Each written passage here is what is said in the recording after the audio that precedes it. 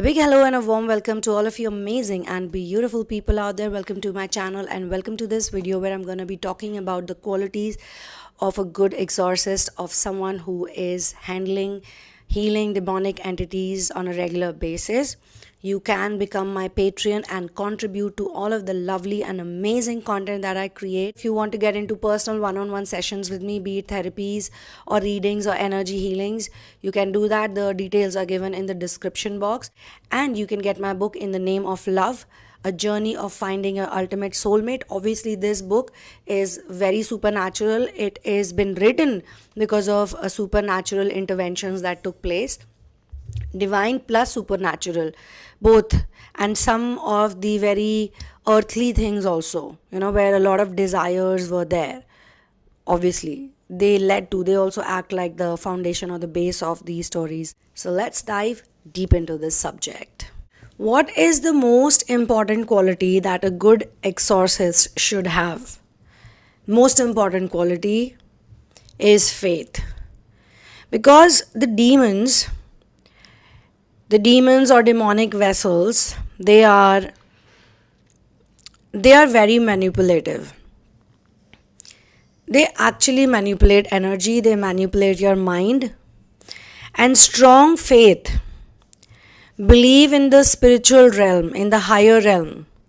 Connection with the higher realm is very, very essential for an exorcist, because most demonic entities are also negative by nature. They influence people and they also pick on people.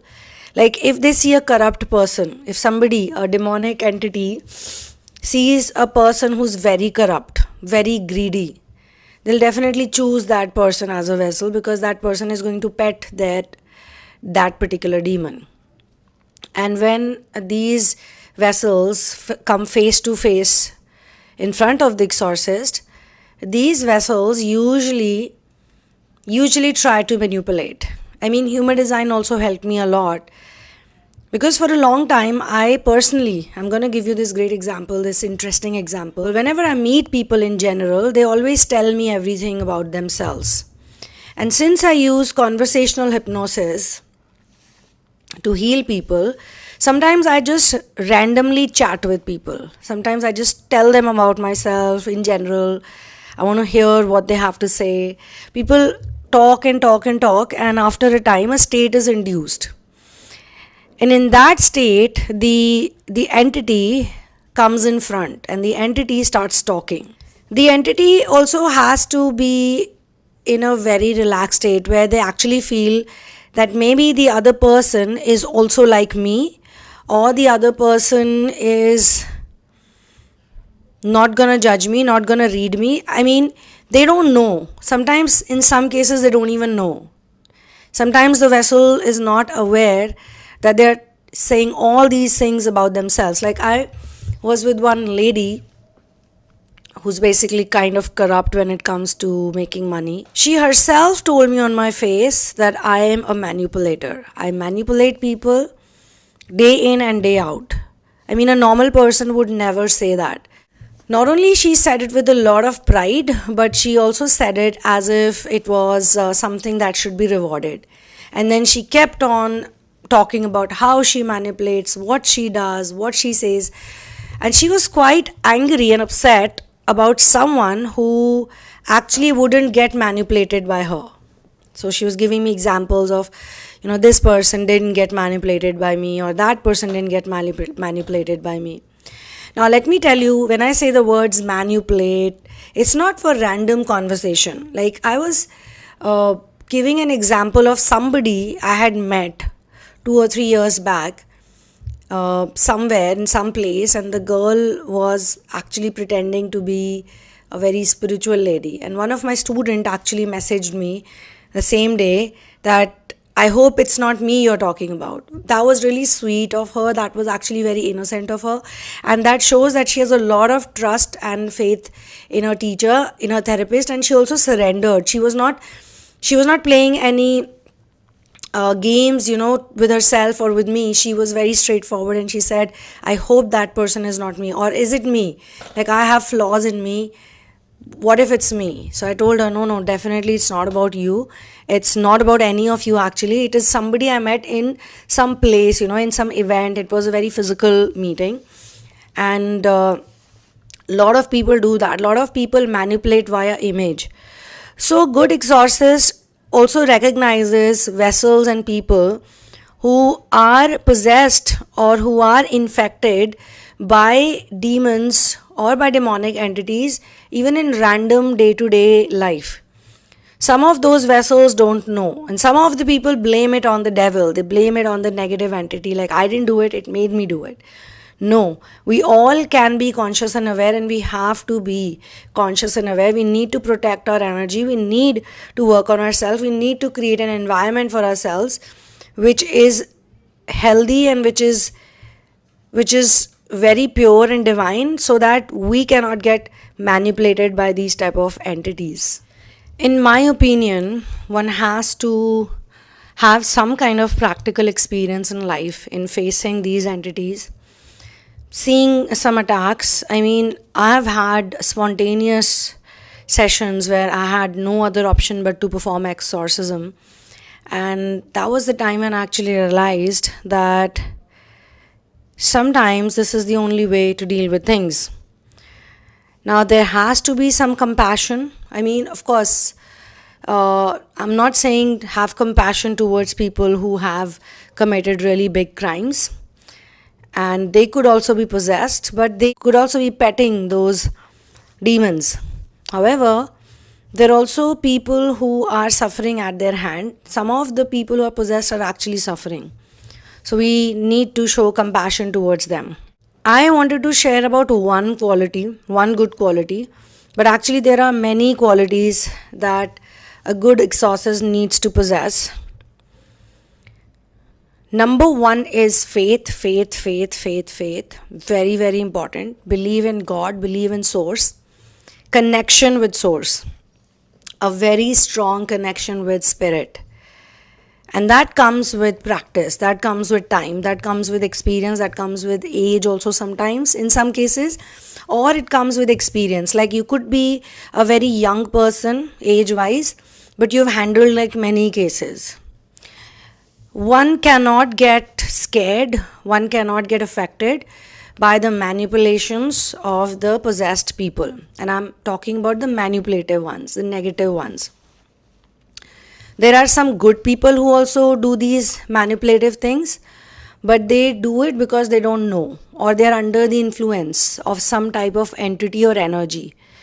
So they do those things, they say those things, and these demonic entities sometimes also, in some specific cases, they take support of the bad qualities people have, like having too much of an ego, having some bad eating habits like meat, consuming alcohol, taking some kind of drug. Now I know there are some people who would say if it's a natural herb or if it's a natural plant, if that is a drug, then what's wrong? It could be good for you when you're going through some kind of depression, maybe to heal, maybe it's a disease, maybe something you're battling, you probably want to disconnect from a very toxic environment. And then also who decides? However, for some cases, it's actually a big no-no. For some people, you should not have any drug whatsoever, whether it is natural or whether it is chemical. Nothing at all, because that is not going to suit you at all. Just because something is growing on a plant, and we don't know actually what type of herb it is. Like even herbs have different types. Some people consume certain drugs because they say that it is also used as an offering to God. But do you see the level of God? Do you see the level of who you are comparing yourself with? Do you see what situations they've been in? Do you see what life they've lived? Do you see what hurdles they've had to face? Or most importantly, have you seen the sacrifices they've made? A normal person never makes those type of sacrifices. Because some of these drugs or some of these chemicals, they open portals. And a good exorcist has to take care of their own habits as well. I'm not talking about always sleeping habits, I'm talking mostly about what you consume here and some other things related to lust. Controlling the lust is very important. Practicing faith, remembrance of source, remembrance of God every day. I tell people to do solar plexus chanting. I tell people to think about God, do Simran, okay? But Simran is, or remembrance of God, is not just done verbally or mentally, sitting on one corner. It's also to ask God to heal you. It's also to continuously speak to God. It's also to continuously do good deeds. It's also to not blame situations or people for every time you fail in life, or every time you have any laziness or any kind of concern. You just say, oh, I'm not able to do it because of this, or because I'm not able to fulfill my duties, or I'm not able to fulfill my commitments because I got spiritual practices. Spiritual practices are not a gateway, or they're not acting like passes for you to not fulfill your commitment and not do your duties properly. I mean, there are a whole lot of things that people do when they're possessed by demons or demonic entities or energy. It's not always as how it's shown in the movies. So the exorcist has to act with discernment. In some cases, it's actually a mental health issue. In some cases, it's actually a programming problem. In some cases, is a person who has gone through some kind of childhood environment which is very toxic, and they don't know how to get out of it. For example, they heal themselves, they work on themselves, they become better, they get relaxed, they get connected, they feel integrated, and the same situations happen around them. Their environment is possessed, their environment is toxic. That environment needs to be exercised, or it needs to be changed, it needs to be shifted. So a good exorcist also has to act with discernment. They need to know what's a mental health issue, what is a spiritual problem, a spiritual disease. The other day, I think I shared on my Hindi channel, I shared the example of a person who is cheating on his wife and he has an affair with someone else. Now the person he is having an affair with, an extramarital affair with, is also cheating on him. So he is going through this crazy mental breakdown. I did sense dark energy, I did sense some kind of black magic, but you see, the person also is very wrong. The person is also manipulating. The person is also lying. So when you yourself are lying, manipulating, cheating, innocent people, family members, you can lie at the drop of your hat every time you have to go and meet your person, whosoever it is that you're having a cheating festival with. So now that other person is cheating on you and you're having a totally crazy situation. You're acting like a manic person. You're crying, you're begging, or you don't have any control on your emotions. You keep looking for people to whom you can share your stupid love story with for hours, like they have got nothing better to do in life. Like it's just literally picking on people, whosoever can listen to them. Having total state of limerence, and age is not even a thing. I've seen people in their 50s and 60s and 70s also do this.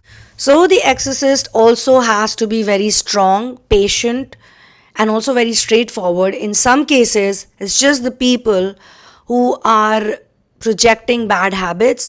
They themselves are doing some wrong things and they just want to blame on negative energy. Negative energy is using their own, whatever they create, the portal they create, to do their own job over there. Like if it's a demon of lust, and the demon of lust needs what? Two lustful people who are ready to lie, cheat, who are ready to just do whatever they want, just because they want to have pleasure. Then they are not moral, they are not humane, and they don't care about anybody's emotions. So that's where the demonic entity will also flourish, because that's a demonic act. Patience is another very good quality that a good exorcist needs to have, because some people don't bring out their demon that easily. Some people take months, some people take years also. Like, I'm not saying 10 years or something, but maybe a year or two. Before that, they might act like they are the victims, or they might act like they're not aware about any negative energy. Sometimes, in some cases, I would say exceptions are always there. They may not be aware, but they also pet the demon. They also keep the demon around them, the energy, and they don't bring it out. They don't share it, the secret. They cover it up. So there has to be a level of patience. In hypnotherapy also, you need to be very patient. You need to keep talking to them. Maybe 2 to 3 to 4 sessions can just go in random conversations till they actually bring it out. And sometimes they don't realize it, that they're bringing it out. They don't realize it. They might say things which are going to be completely opposite of the actions they enact or they perform, or the behavior they display. So it's not always like how we see in the movies, that people are possessed and they're banging their heads against the walls. That's like extreme case of possession, and I've seen that too. I was attacked by one of those demons also. So you have to also be protected, like majorly protected by very high masters, because when you are with high masters, their genetics mix with your genetics, and it takes time for even that to happen, because you also need to, everybody needs to have some experiences and understanding. Slowly and gradually they have understanding.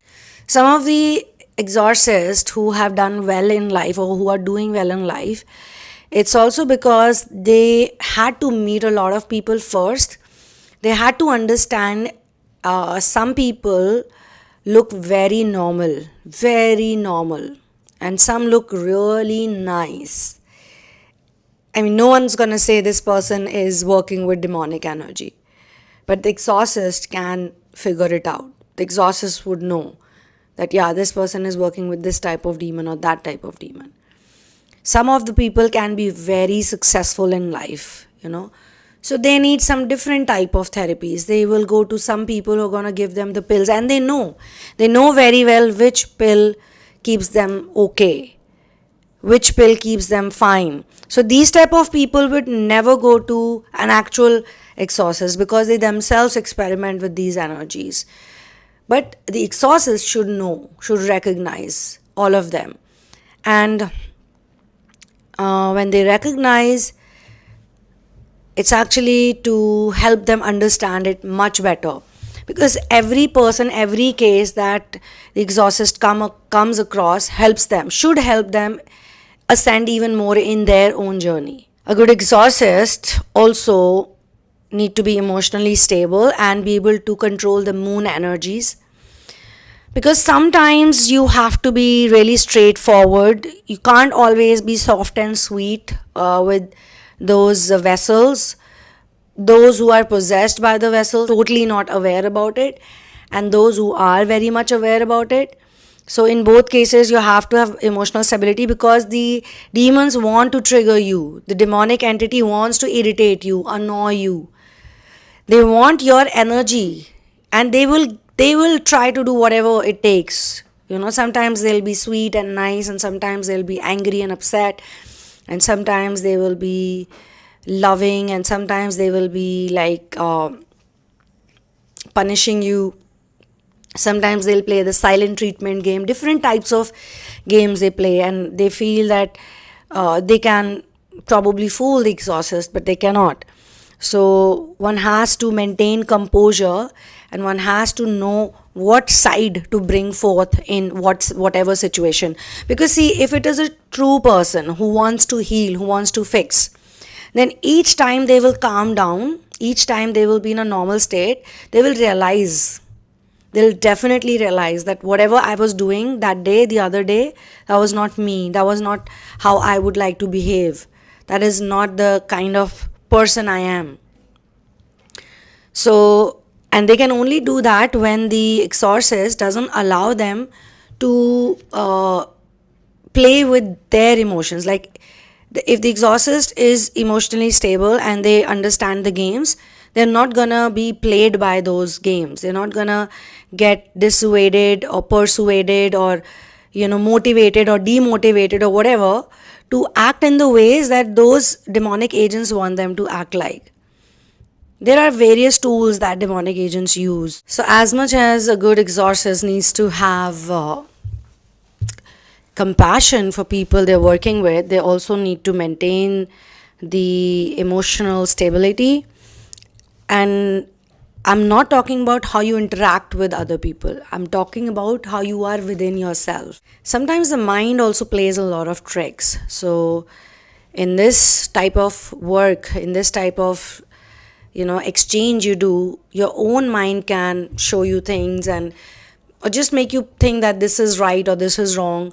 So you need to be careful about those things, or you need to give it time. Your mind tells you that that person is negative. You need to give it time. You need to actually watch that person, observe that person for a really long time.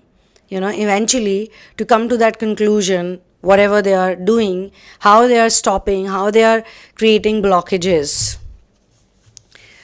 The science of healing your chakras, the science of healing your energy depends on a lot of things. It depends on food habits, it depends on lifestyle, it depends on so many other things. Now, if a person is taking care of certain things and yet they are constantly in agony, in misery, unhappy, never have time, they're always extra busy, and yet they are very lazy, they have a lot of problems, they have lots of dreams and desires, they have a lot of pain which they are going to attach with the exorcist, or they're going to try to attach with the exorcist. The exorcist has to be detached, and that only happens with emotional stability. The mind has to be kept only for certain tasks and certain important things.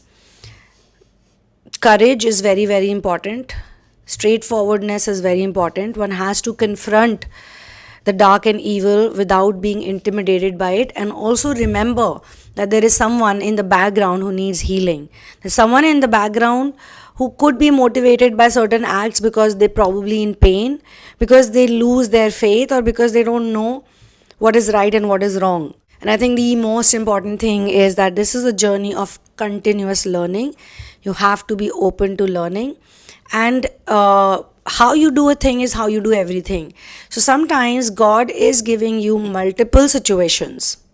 And now this, I'm telling you this as a point, I'm telling you to all of those people who are healing in their life, I want to tell you that whenever you make a quantum leap, or whenever you heal a situation, you're always going to face a lot of tests, and you're always going to feel like everything is negative, till you actually learn to drop the baggage, till you actually figure things out that this is really not so difficult. It's quite easy.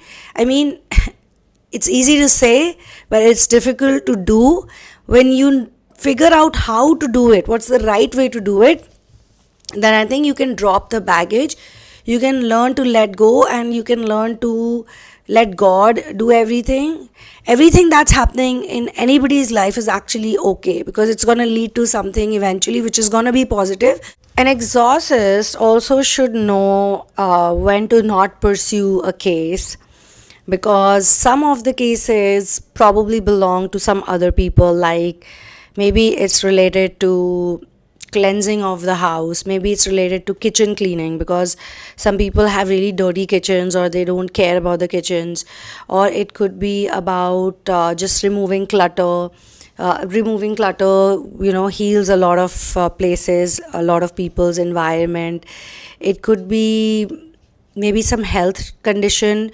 Maybe it's not really exorcism related or demonic entity related. Maybe it's just bad lifestyle. So they need to have the boldness and the courage. They need to be straightforward with people that, look, this is not really about the attack coming through, but it's also because you're giving the platform. So maybe you should do yoga every day. Maybe you should drink a lot of waters. Maybe you should clean some surroundings. Maybe, there is some kind of place which stinks a lot, and you need to just clean it up. You need to fix it. Maybe there are some broken things, or maybe you just need to throw away things. I'm talking from more of a house healing kind of a perspective, because I do house healings also, help people with cleaning the environment. So a lot of things need to go out, and in some cases they probably need to tell the person on their faces, like I spoke about the drugs. If people have those type of issues like alcohol, drugs, and they really want to heal themselves, they genuinely want to heal themselves, they're gonna get rid of those situations. Or just thoughts. Some people have very negative thoughts, like they don't want to let go of past baggage, they don't want to let go of the anger of the past baggage, or they just hold on to a lot of negativity, unnecessary negativity. They don't want to let go.